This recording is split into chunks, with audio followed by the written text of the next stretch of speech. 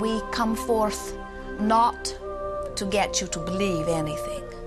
We see great diversity in that which you believe. And in all of that, there is perfect balance.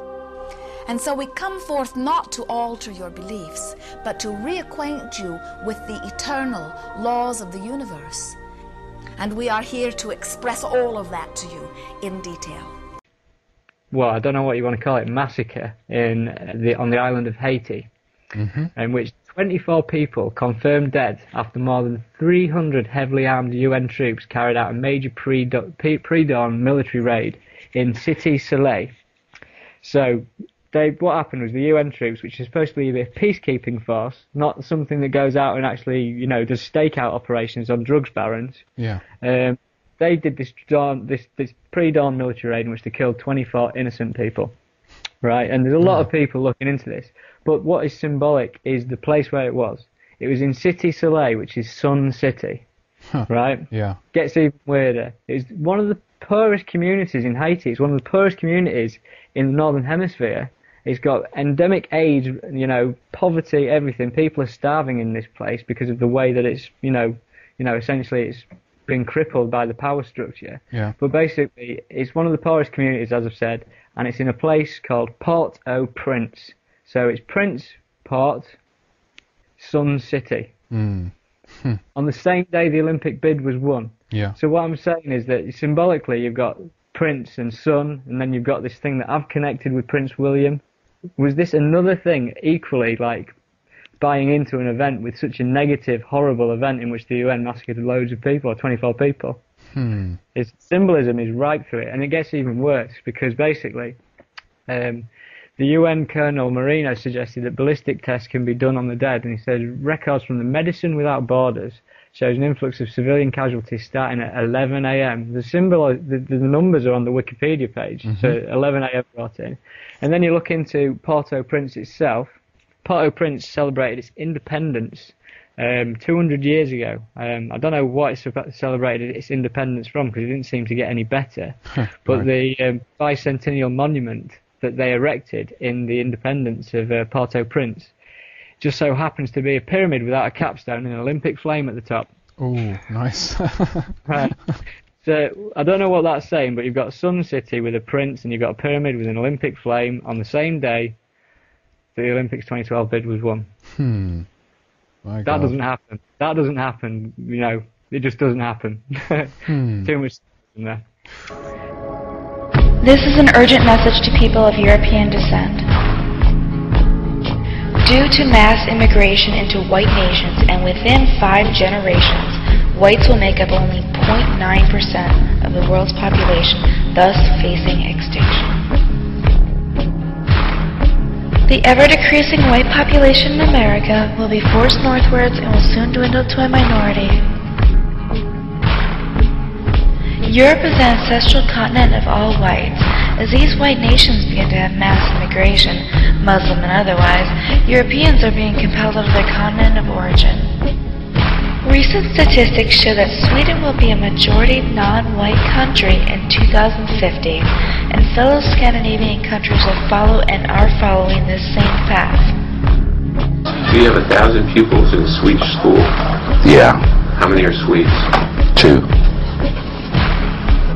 In 2015, 65% of all babies born in Germany will be of Arabic descent.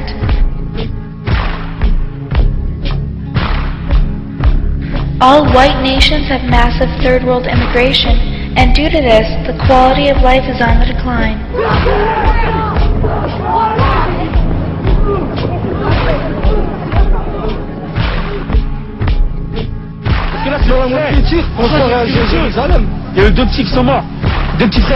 Well, maybe you don't care right now, but what will life be like for those whites who are now becoming a minority? Let's look at a nation where whites are presently a minority for an answer. Catastrophically falling birth rates. well below the replacement level. It's entirely possible that the French will disappear. There will be no native-born French that come from the traditional French population. What some call the demographic winter of Western societies. For those of us who were raised to believe in the teachings of Thomas Malthus or Charles Darwin, for example, these trends are very hard to absorb. The demographic winter is an old argument, basically, that European white Christian West is not having enough babies to replace its old and it's dying. And that's kind of an old argument, but it's being repurposed now by an international coalition of the religious right, hoping to restore something they call the natural family, which is the patriarchal family, the family where the mother stays at home and raises a large family of children. They're promoting it through a lot of different ways. They're promoting it through a new documentary that was released this week called Demographic Winter, The Decline of the Human Family. The only way you can sort of preserve the theory is to say, well, certain kinds of human beings are on the way to extinction. Now we have 40 years of social science that makes it absolutely clear that the deterioration of marriage, the encouragement of sexuality outside of marriage is just not, it's not good for society, women, children, or men. I think their real agenda, more than necessarily a concern for Europe, is a concern with gaining an entry for their ideology into European politics. Right now they're really tapping into a lot of anxiety that Europeans are feeling about different cultural conflicts that are occurring because of different immigrant populations. Two examples really spring to mind, Italy and Russia, which have both promoted these different birth initiatives with prizes ranging from refrigerators and free cars if you conceive a patriot for the country, to actual payouts ranging from $1,000 to almost $10,000. Yes, there are demographic shifts. Yes, women did decide in the past several decades to stop having as many children. They made a decision to control their fertility when contraceptives became more available. But the only reason to call that a crisis or a demographic winter is if you're overly focused on which babies are being born and whether they're the right religion and race.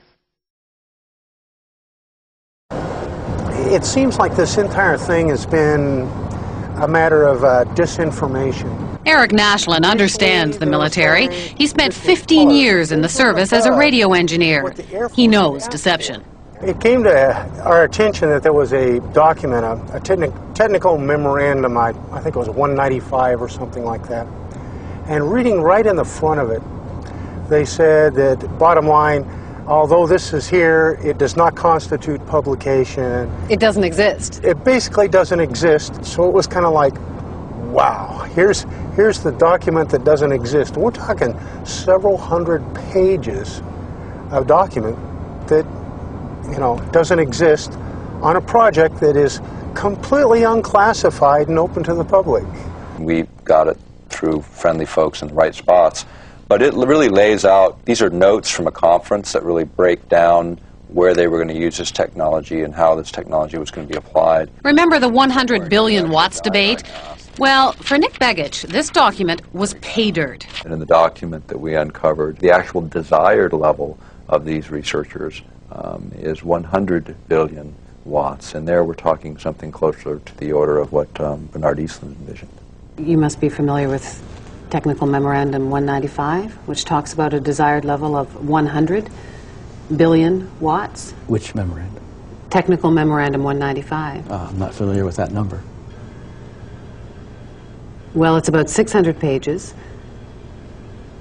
And I mean, you may not acknowledge it because it hasn't been published, but it exists. I've seen it. I don't know what Technical Memorandum 195 is, because I haven't seen it. This is a published document. It's non-released. And it's the word games that John Heckscher plays and the word games the United States military plays, and it's the word games they continue to play, and those are the things that need to end. Zap incoming missiles, disrupt global communications, and engineer the weather. And ready? There's one more. Some people believe the technology being tested here could be used for sinister projects involving humans. Radio waves messing around with people's brain waves. And guess what? The military denies this one, too.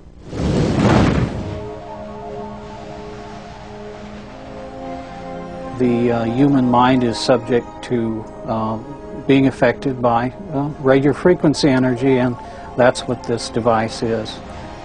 In other words, you can move the moods of large populations.